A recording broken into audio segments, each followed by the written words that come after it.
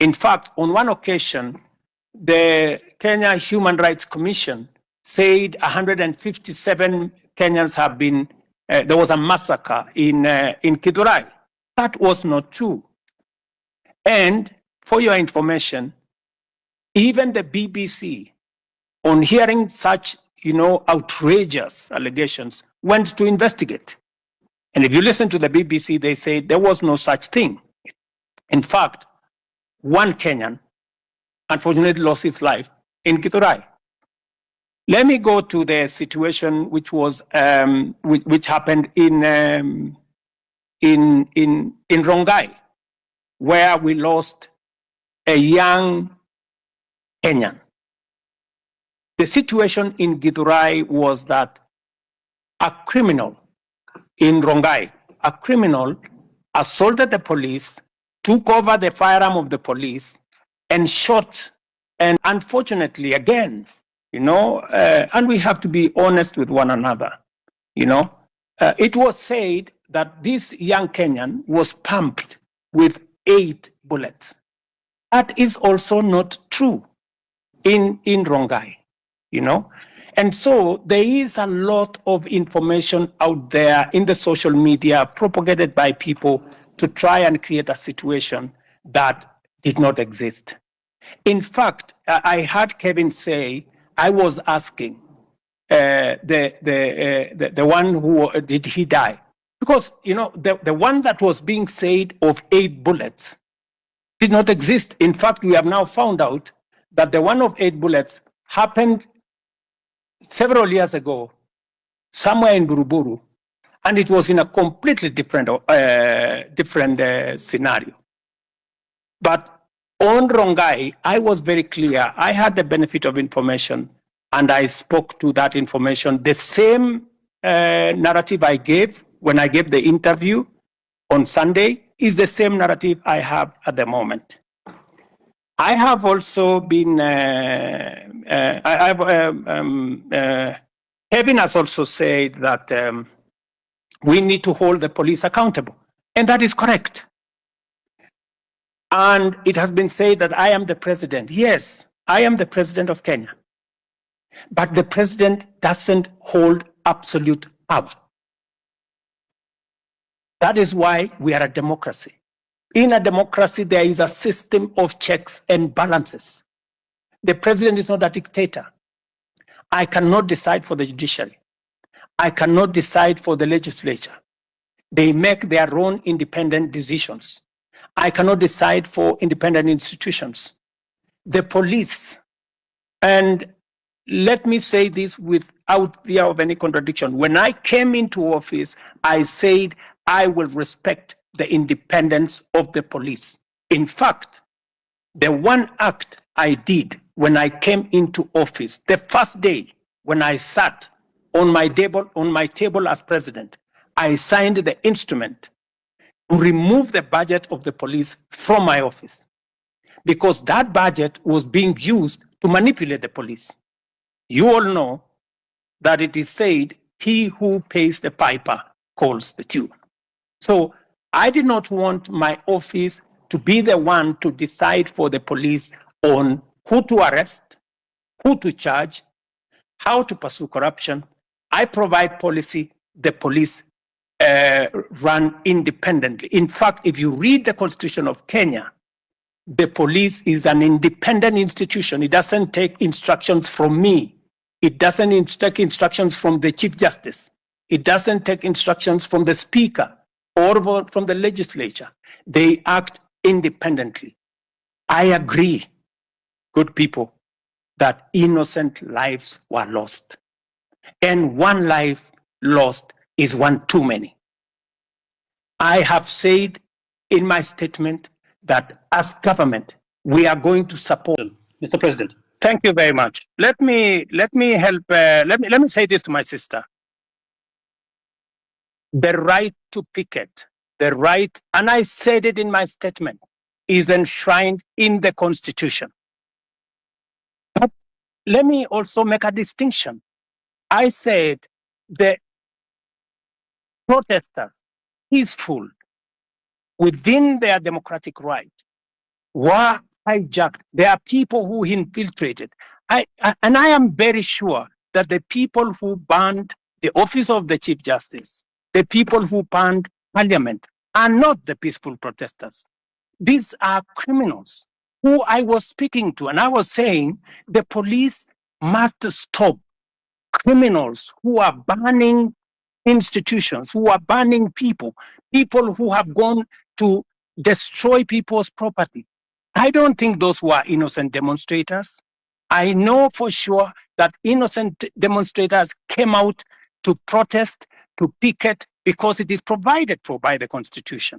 But honestly, do you want to tell me that the innocent protesters, the people who had come to picket, are the ones who went, broke up shops, stole people's property, burned down Parliament?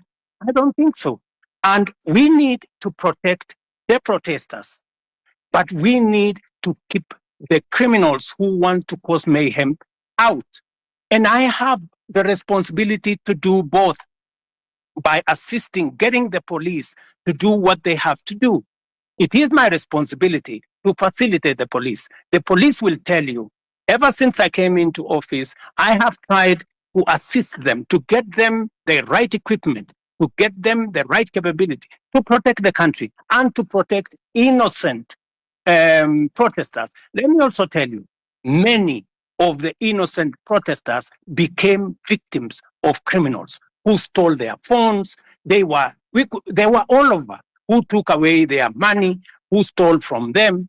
This is the balance we need to get. But let me tell you, ultimately, after I have said everything I have said, I am ultimately responsible because I am president. And that is why I said it was regrettable. It was unfortunate that we lost lives in this engagement.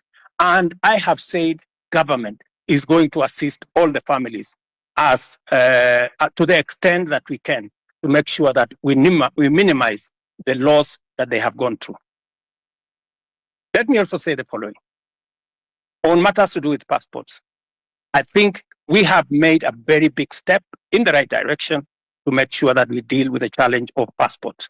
And even now, we have given a green channel to Kenyans who are looking for jobs abroad.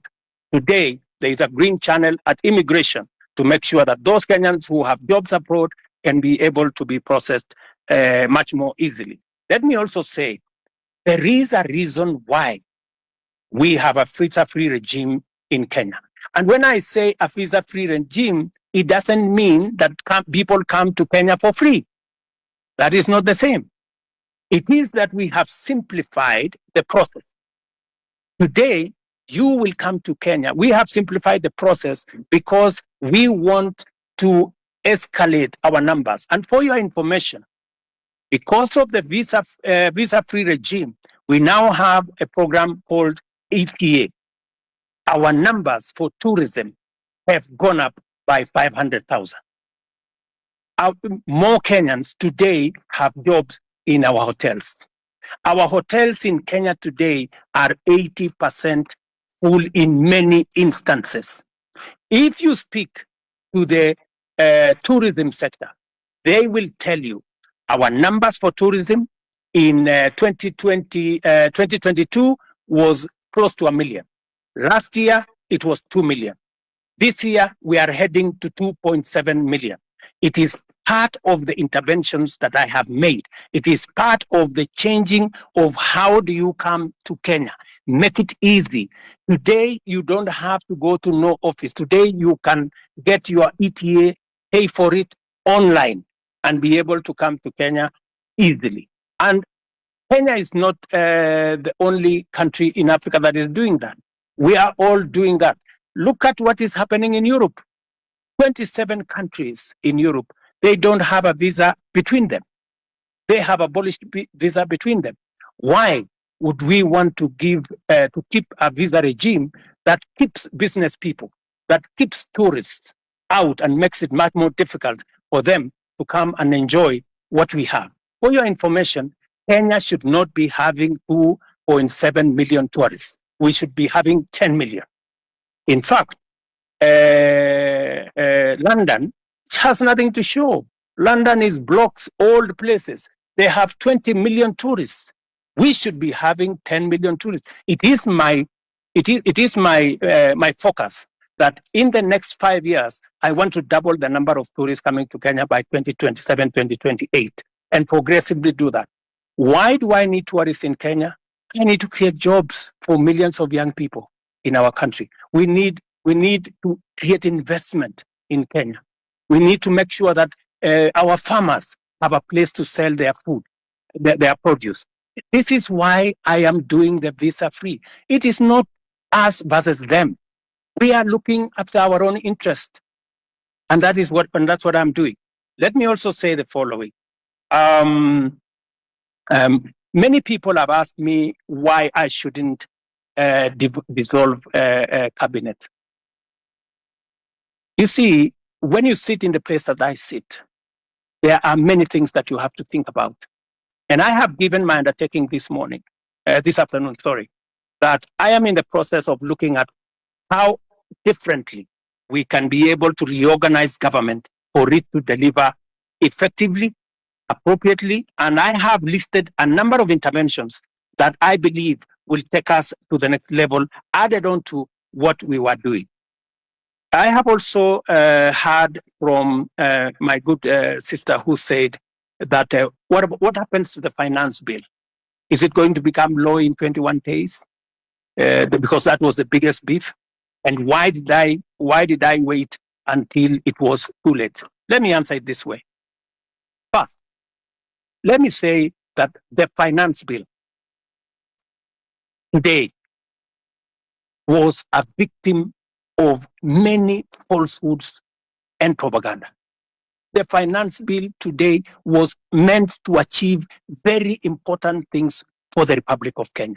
Unfortunately, I gave in because the people of Kenya had decided they do not want it, which is okay. But was there a problem with the finance bill? I would want a honest interrogation of the finance bill. For example, it was said that the finance bill had matters to do with increasing money for land rates and land rent and changing the whole configuration. Let me tell you, there is no single sentence in the finance bill that speaks to land rents and land issues. It was not true. It also says that we had put in there taxes that would make it difficult for people suffering from cancer. Let me tell you that, in fact, in this finance bill, we had put there 2 billion shillings to pay for the people who have cancer, who have diabetes, who have hypertension, because under our universal housing program. In this same bill, we had put interventions that would create more jobs. We had said, for example, there is no need for us to import diapers, to import pampers, to import liquor, to import furniture from all manner of places when there are enough factories in Kenya to manufacture these products. And these products manufactured by Kenyans, hiring Kenyan young people, building Kenyan wealth, we were protecting our own industries so that we can protect our own jobs and give opportunity to millions of young people, young people to be able to understand, to be able to get jobs. And also, let me just say this lastly, potatoes, good people. Is it right for us to import potatoes from Europe, or eggs, or onions? We had put duty on importation of potatoes so that farmers in Nyandarua, in Timau, in different parts of Kenya can sell their produce without competition from potatoes from elsewhere. These are some of the things that were in the finance bill. I admitted, which I do, that maybe we didn't do as much communication as we should have, and that is a regret that I have admitted. But I am willing, I am ready, I am here to listen. Let me not say more. Let me do more listening. Well, Mr. President, Sa ni mzuri tuongee ukweli. Yes. There's one problem with you, Mr. President. Haunanga huruma. You are not empathetic. Na hii ni kitu imekasirisha watu wengi, Mr. President. Na hii shida yote ilianza ile time ya floods. Remember time ya floods? Wakati watu walikuwa wanateseka, you never even said a word. A week later on, we saw you on a private plane to the US, carrying all sorts of people, unnecessary people to the US. Hapo ndo shida ikaanza. You never said a word. Ukirudi bado nyumbani, tukaanza mambo ya reject the finance bill, kanyamaza tu, ukaona tunaenda maandamano. You never said a word until watu wakaanza kuuliwa. That's when you decided to reject the finance bill. Mr. President, surely mbona wewe unanyamaza alafu unapenda uongo sana? Unaona tu vitu vinafanyika when it gets out of hand, alafu unaanza kuongea. Saizi kuna watu wanazika watoto wao saizi vile tunaongea. Saizi hata kuna rafiki yangu saizi anazikwa saizi. Ni matanga, hii wiki imekuwa ni matanga sababu ya maandamano. But you're here thinking about the economy. You're not even sympathetic to the families. Uja mention hata jina mtu mmoja. Kuna swali pia niliona umejibu sema about Rongai.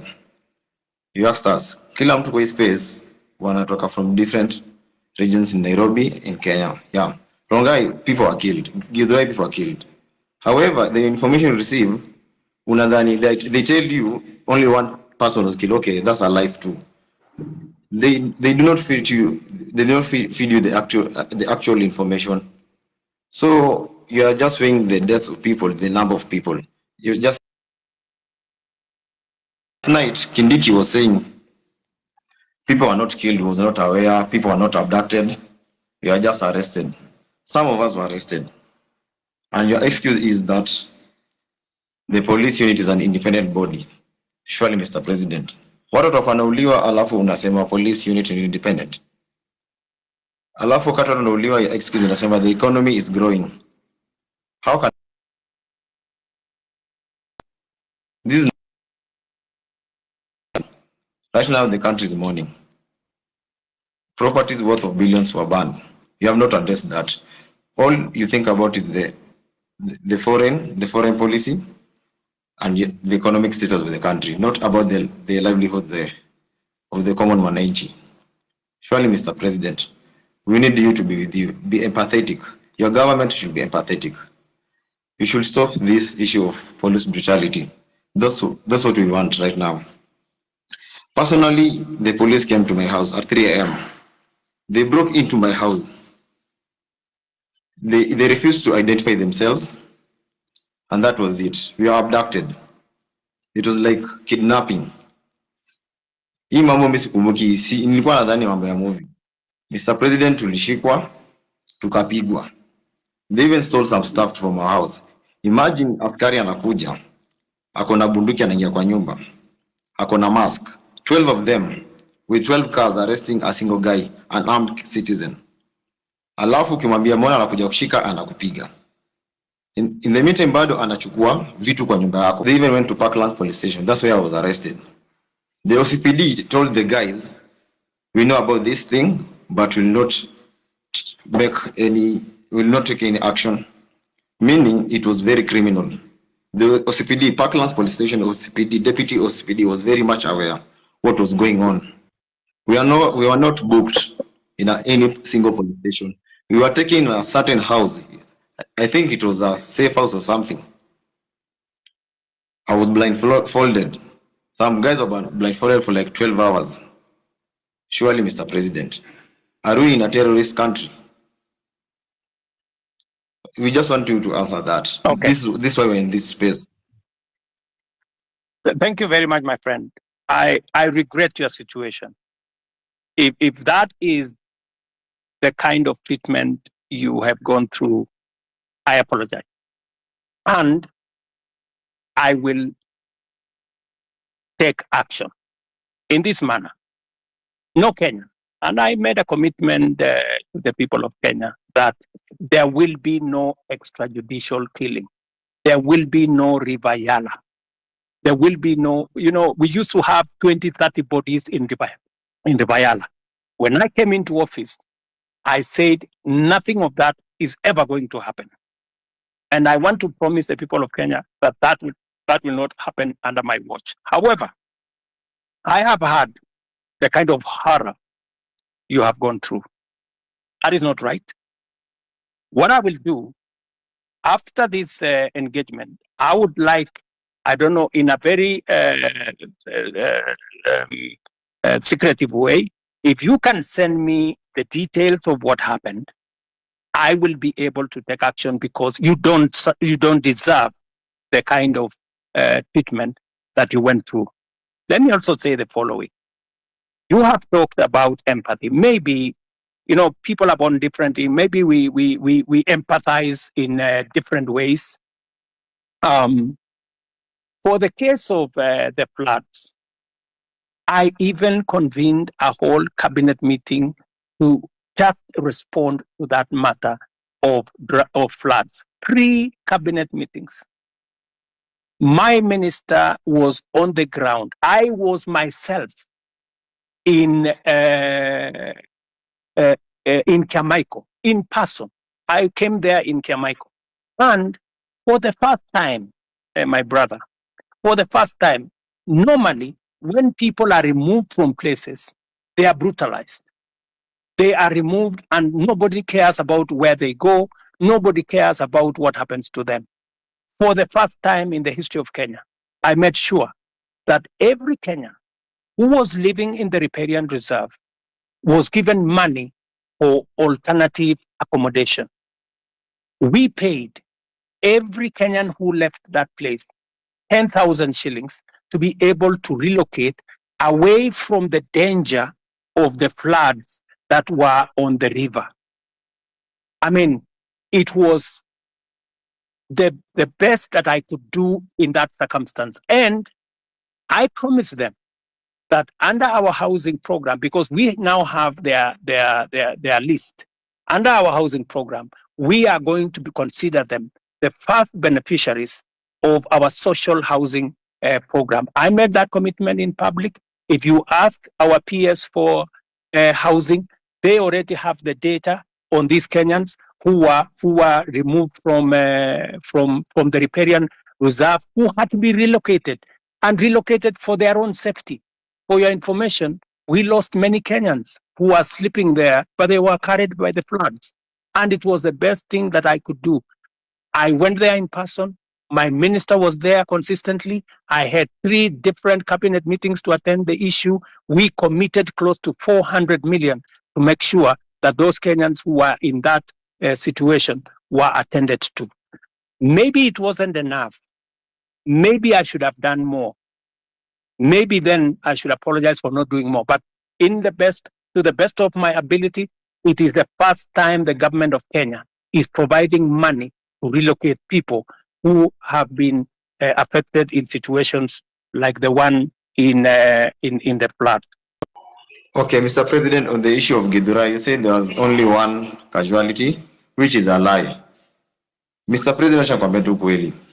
Githurai inasemekana there are more than 200 people who were shot dead. Some wengine hata wajulikani mahali wako saizi, vile tunaongea ukweli saizi. In Rongai, they shot some guys pia, wakakuficha wakakwambia ni mtu mmoja. Na ni ukweli, reality kwa ground watu walikuwa wanauliwa. Ina ni ukweli watu walikuwa wanauliwa. Tulikuwa huko, wote tulikuwa maandamano. Alafu kuna issue nyingine. This rogue cop amekuwa kichapa watu risasi, anachapa watu risasi open air, kila mtu ana camera there. The DCI doesn't do anything about it. Amekuwa all over social media, in the media, but you don't even say a word about him. His name is Murangiri. That killer cop ameua watu wanazikwa kila siku sababu yake. Juzi ilikuwa last week Wednesday, nilikuwa town. Nilimwona akitembea tu town vizuri along Moi Avenue, very happy, very healthy. He's a killer cop. Nothing has been done to him. Hivi tu tumekuwa complaint au kitambo. For how long should we be talking about this, about the killer cops?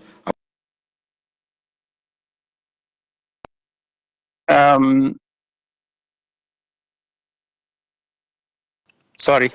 You can go ahead, Mr. President. My good brother, it is good to be brutally honest. And I will not as president, or even as a Kenyan, ever say anything that is not factual, especially on a very serious matter of people losing lives. Are you saying 200 people were killed in Githurai? Really? I mean, my friend, I mean, where are can the family step forward? People who are saying our members of our family are missing. They went to Mandamano or they went to picket and they did not come back. 200 people is not a joke, my friend. So I really want to plead with you. I am sorry to tell you, you have wrong numbers. I'm sorry to tell you that. It is Mr. not President, possible. we even have the names. It's all over social media. Hata saizi naweza post, naweza soma hizo What about majina. social media? I want to offer We you. have the names. I want to Even offer the you. faces. We have the Tomorrow, faces and the I names. want to offer you to bring the names and family members of the people who are saying their loved ones are not there. Don't even take them anywhere. Bring them to State House. Them family members who are saying, I have lost so and so. My fellow, a member of my family was there on Monday last week. He went to Mandamano and he didn't come back. And where possibly are the bodies? You know. So I mean, really, my good friend, it is just good to be. You know, we are dealing with a very serious issue. Please let us not use information that is not verified. It just helps to create a situation that is not correct. Mr. President, I have another question too. Kindiki yesterday. Otero, tupatie wengine nafasi, at least you're a co-host. Ya Tutapata nafasi nyingine. mwisho alafu nimuulize alafu ni adu mwingine. Mr. President, jana Kindiki alisema guys were being arrested, not abducted. When a guy is arrested, it means the area police station or the area OCS or CPD is aware. When I was arrested, Parkland's deputy OCPD was not aware. Meaning these abductions are very illegal. Right? Let me say the following on matters of abduction. You know, first, let us agree first that the era of extrajudicial killing is no longer with us. There is a new problem called abduction. And it is something that I am going to exercise my mind on because the police have clear rules of how to arrest citizens if they have to arrest citizens. There is a clearly stipulated procedure on how that is done. And if anything is done outside the procedure, then it is illegal and it is punishable. So when the police arrest somebody, they must declare to that person that they are policemen, they are arresting this person for this and that and that and that, and they take him to a place that is known. So that is a matter that I will take up and I will deal with it.